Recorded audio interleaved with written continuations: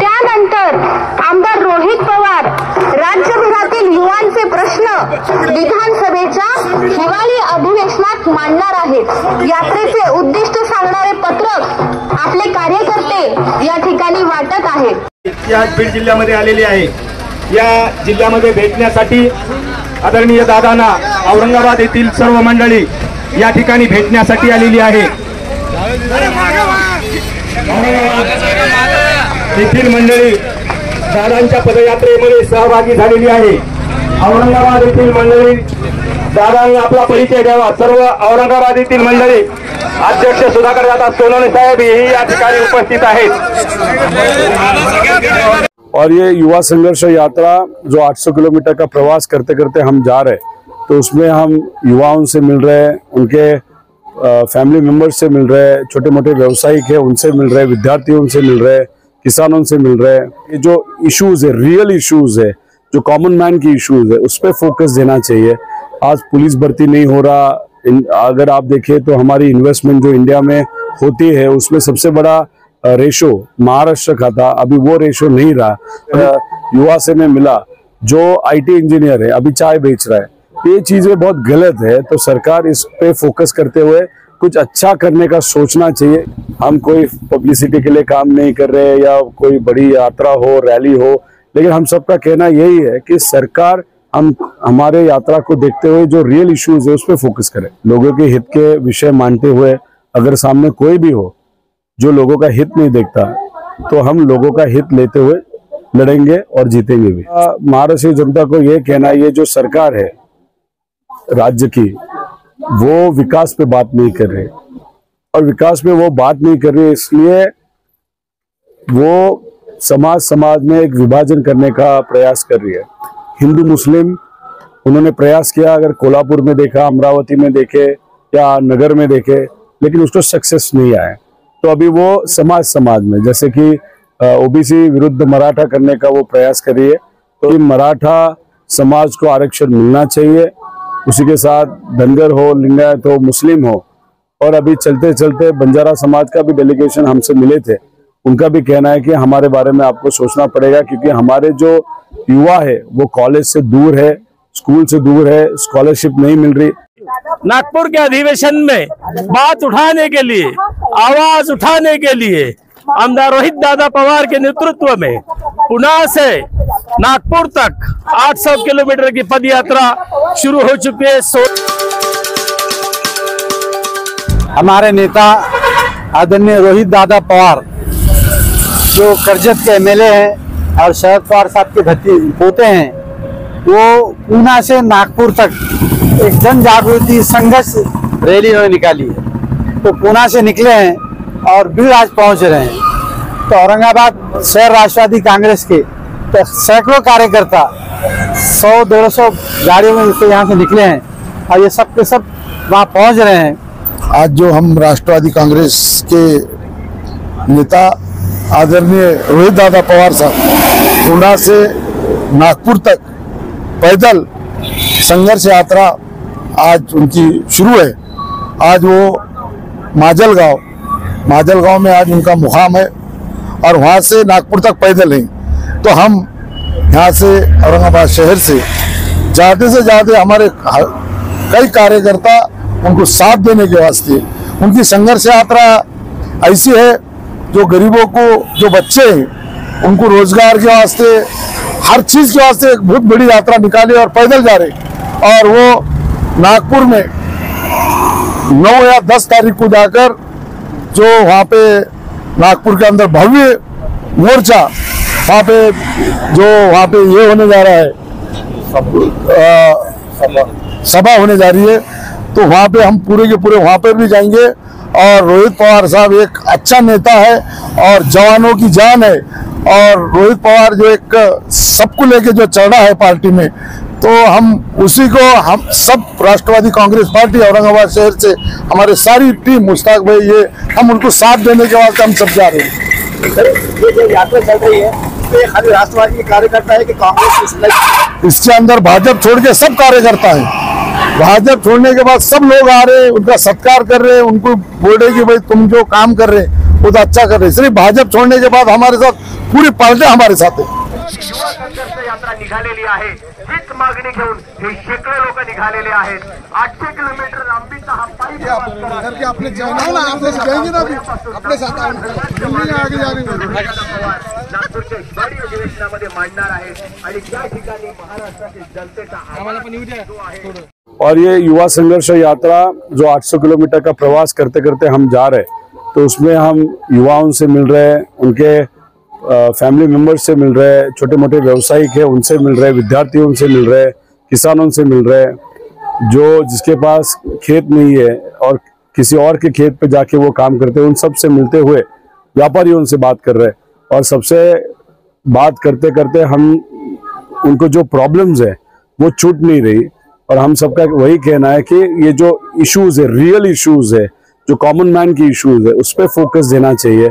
आज पुलिस भर्ती नहीं हो रहा, अगर आप देखें तो हमारी इन्वेस्टमेंट जो इंडिया में होती है उसमें सबसे बड़ा रेशो महाराष्ट्र का था, अभी वो रेशो नहीं रहा।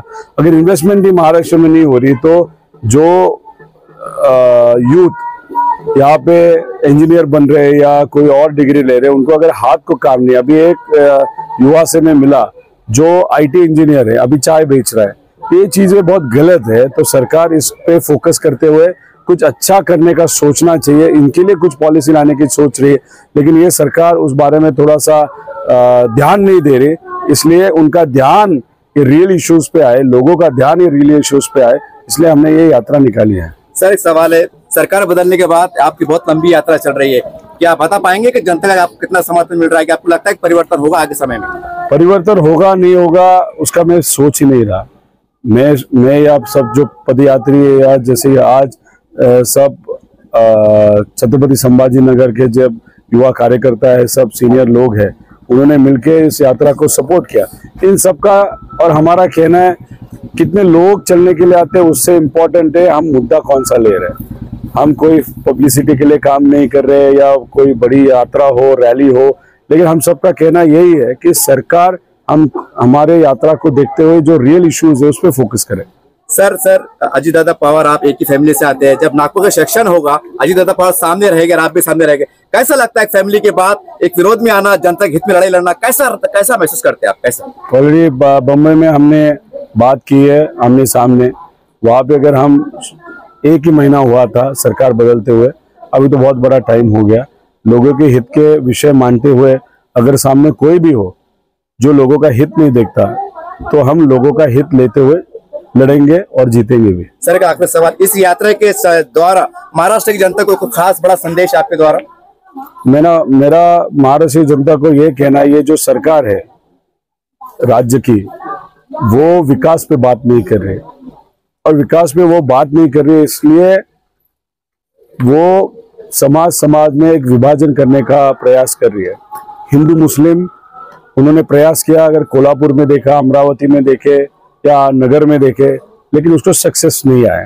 तो अभी वो समाज में जैसे कि ओबीसी विरुद्ध मराठा करने का वो प्रयास कर रही है। तो मेरा जनता को यही कहना है कि आपकी जो रियल इश्यूज है, जो रियल पॉलिसीज या धोरण हमको देखने चाहिए, उस पर फोकस करें।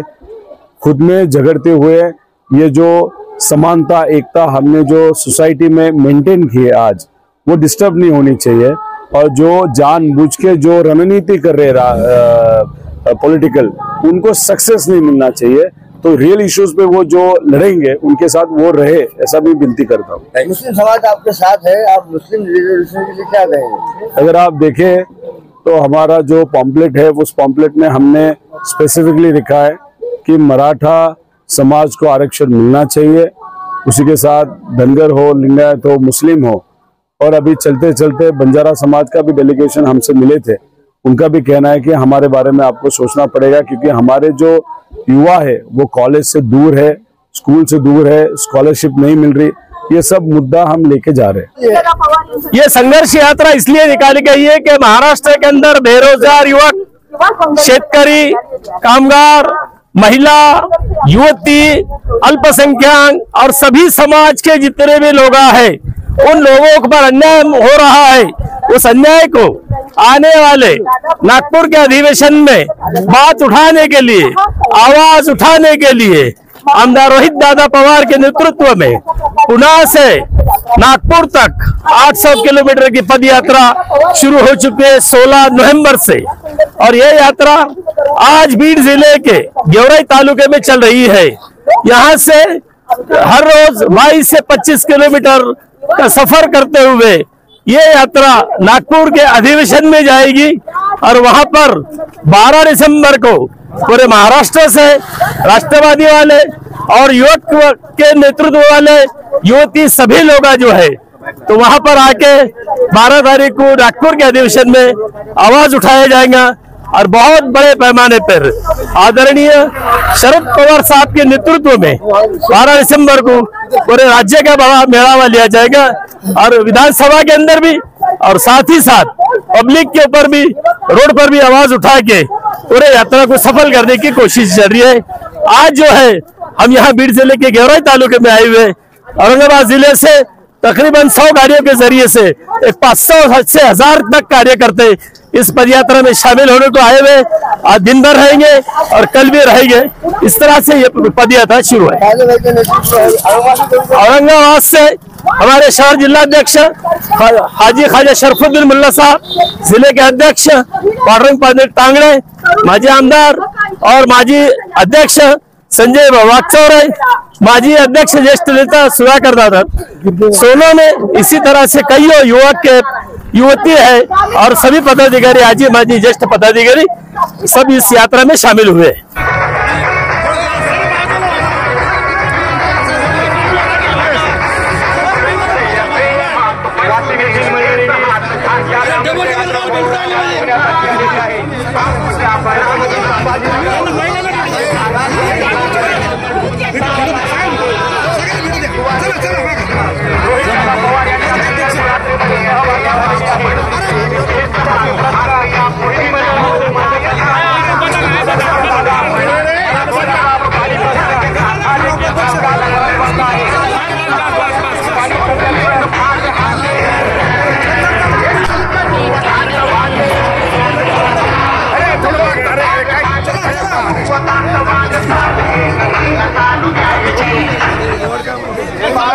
पाठीमागे चालायचंय, रोहित दादांच्या समोर कुणीही चालणार नाही।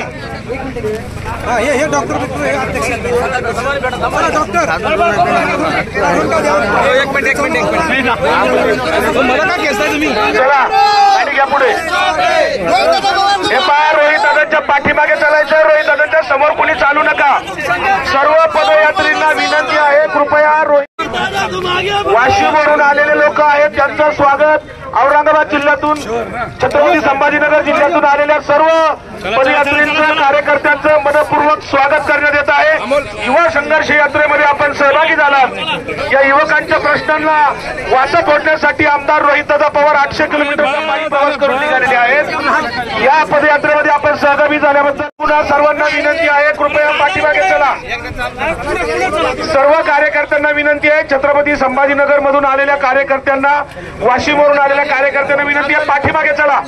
दादांना पुढे घ्या, नेत्याला पुढे घ्या, नेत्याच्या पाठीमागे चला, सर्वांना विनंती आहे। पक्षाचे आपले कार्यालयीन सरचिटणीस माननीय रवींद्र पवार साहेब मुंबईवरून खास संघर्ष यात्रेत सहभागी होण्यासाठी आलेले आहेत। रवींद्र पवार साहेबांनी त्यांनी बाजूला सरकायचंय, पटकन एक फोटो काढून बाजूला सरकायचं, बाकीच्या लोकांना पुढे येऊ द्यायचंय। कंटिन्यू दादाच्या सोबत चालू नका, कंटिन्यू दादाच्या सोबत चालू नका, फोटो काढून बाजूला घ्या, तुमचा कॅमेरावाला पुढे घ्या आणि फोटो काढून पटकन बाजूला सरकायचंय। जास्त वेळ रेंगाळायचं नाही, दादाच्या बाजूला गर्दी करू नका। युवा नेते आमदार रोहितदादा पवार यांची पुणे ते नागपूर अशी संघर्ष यात्रा निघालेली आहे। या संघर्ष यात्रेमध्ये छत्रपती संभाजीनगर येथील राष्ट्रवादी काँग्रेस पक्षाचे सर्व कार्यकर्ते या ठिकाणी संघर्ष यात्रेमध्ये सहभागी झालेले आहेत। पैठणचे माजी आमदार संजय वाकचौरे साहेब असे अनेक राष्ट्रवादी काँग्रेस पक्षाचे संभाजीनगर येथील कार्यकर्ते या संघर्ष यात्रेमध्ये सहभागी झालेले आहेत। आदरणीय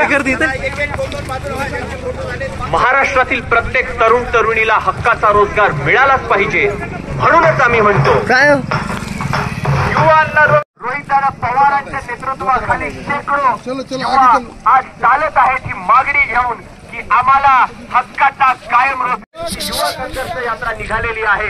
हीच मागणी घेऊन हे शेकडो लोक निघालेले आहेत।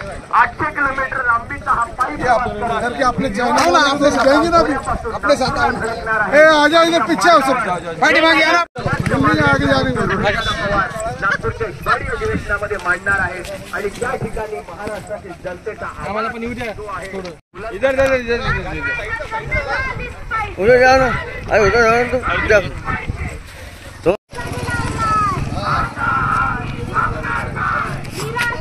आगे बढ़ो। रोहित दादा तुम संघर्ष करो, हम तुम्हारे साथ हैं। रोहित दादा तुम संघर्ष करो, हम तुम्हारे साथ हैं। बोलो बोलो। रोहित दादा तुम संघर्ष एक मिनट इनको लगा बोला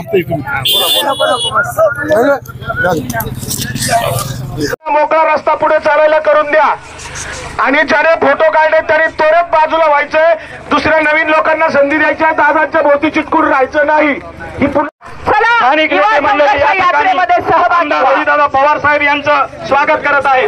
संघर्ष यात्रेनिमित्त आदरणीय दादांवर विविध प्रश्न या ठिकाणी मांडत आहेत। मागच्या गाड्यांना सूचना आहे त्यांनी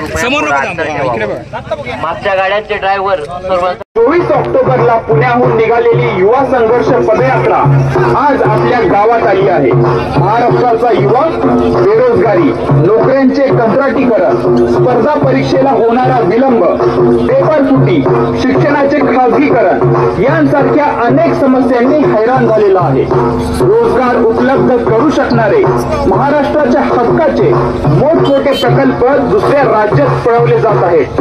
मायबाप राब राब राबून आपल्या मुलांना शिकवतात, मात्र सरकारच्या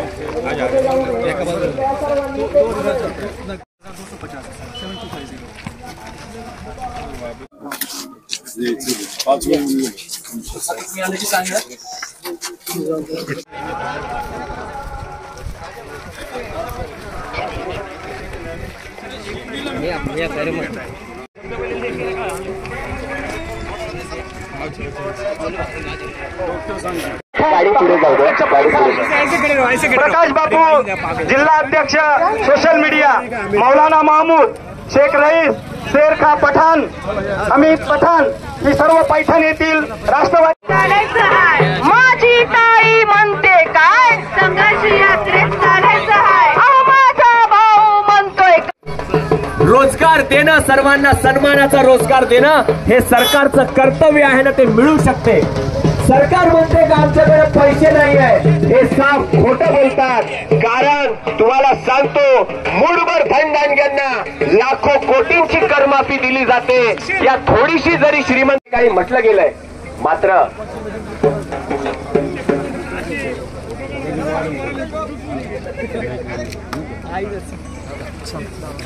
गाडी थोड़ा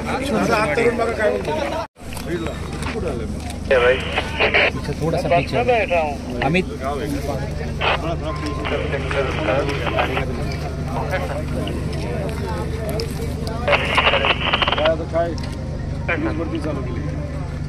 अकॅडमी नाही लावली।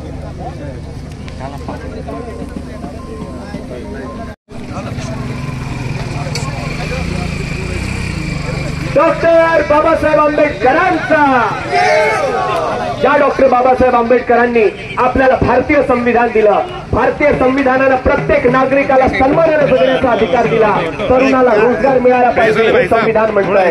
आज सर्व जाती धर्माचे लोक समान आहेत, विषमताने राहायला पाहिजे हे संविधान म्हणतं। पण खरंच विचार करा, सरकार त्या पद्धतीने वागत आहे का? प्रवास करणार आहे डॉक्टर बाबासाहेब आंबेडकरांचा। आमचं शिक्षण संपत आहे, लक्ष देऊ नये का? महाराष्ट्रातल्या 14,000 सरकारी शाळा ह्या बंद होणार आहेत। विचार करा, ज्या शिक्षणाला डॉक्टर बाबासाहेब आंबेडकरांनी वाघिणीचं दूध म्हटलं, हे महाराष्ट्र सरकार करतो की ही शिस्त, ही यात्रा, हा संघर्ष उभा महाराष्ट्र आणि अख्खा देश बघतोय। आज जर आपल्याला देशात दाखवून द्यायचं असेल तर शिस्तीचं पालन करा, दादांच्या पाठीमागे चाला। दादांच्या मागे चालताना थोडासा डिस्टन्स मेंटेन करून चाला। लक्षात ठेवा, आजची तुमची शिस्त आणि संघर्ष उद्याचा इतिहास घडवणार आहे। धन्यवाद मित्रांनो, घडवा। ज्या डॉक्टर बाबासाहेब आंबेडकरांनी हिंदू कोड बिल जाहीर करून स्त्री पुरुष समानतेचा जाहीरनामा या देशाला दिला, ते संविधान बदलण्याचं काम हे मनुस्मृतीवाले केंद्र सरकार करतंय. या केंद्र सरकारला जाब विचारण्यासाठी आणि डॉक्टर बाबासाहेब आंबेडकरांनी या देशाला जी घटना घडून दिली आहे ती घटना अबाधित. त्यानंतर आमदार रोहित पवार राज्यभरातील युवांचे प्रश्न विधानसभेच्या हिवाळी अधिवेशनात मांडणार आहेत. यात्रेचे उद्दिष्ट सांगणारे पत्रक आपले कार्यकर्ते या ठिकाणी वाटत आहेत. सर्वांनी पत्रक घ्या आणि नक्की वाचा. या यात्रेला मोठ्या संख्येने पाठिंबा द्या आणि तुम्ही सुद्धा यात्रेमध्ये जरूर सहभागी व्हा. कायम रोज चालू ठेवा चौकाला आता सर्व यात्रेकरूंना विनंती आहे, फक्त दादाला पुढे जाऊन द्या. स्वागतासाठी पुढच्या टप्प्याटप्प्यावरती या नगरीमध्ये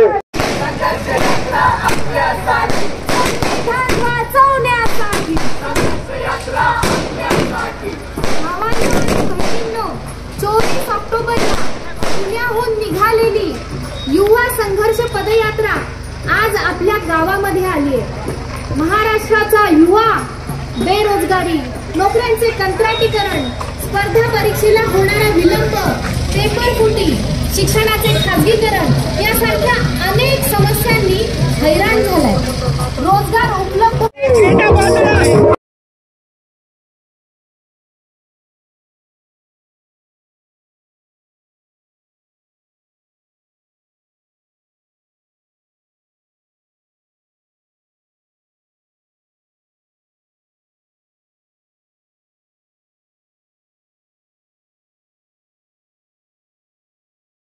माग भाजले